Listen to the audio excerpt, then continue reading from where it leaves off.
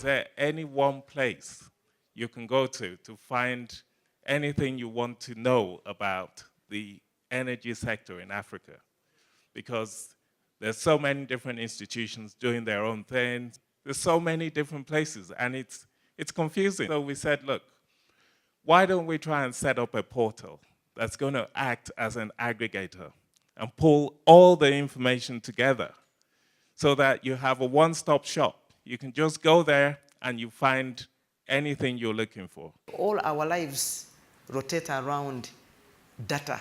This data, when properly organized, up to date, it gives us very good information that enables us to make decisions that are going to impact on people's lives. So an initiative of having a portal of this nature really comes in handy and timely, because as African countries, we need to share information. The challenge really, again, was highlighted in both Vale's opening and Madam's opening on making sure that a lot of this information is coherent, it's presentable, it's understandable to the type of audience that requires it without having to dig through various different sources.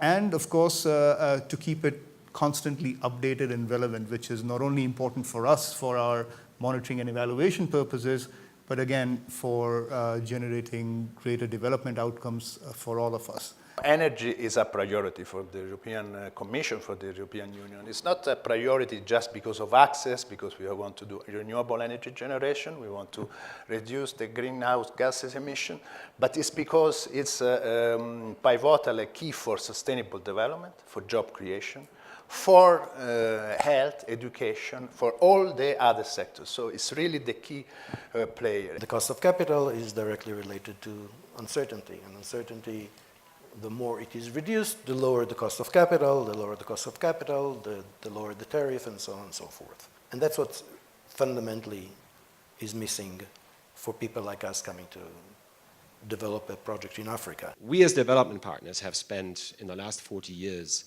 endless millions around feasibility studies, sector studies, mapping studies. You know, we need to make that available, and it is easy enough today to do so, right? To digitize it, to put it out on the web, and make it available to the private sector. There's always a bit of, mystery around why don't you share this information with that person, blah blah blah. I don't get it. This has all been paid for with public money, either from the governments themselves or from development partners.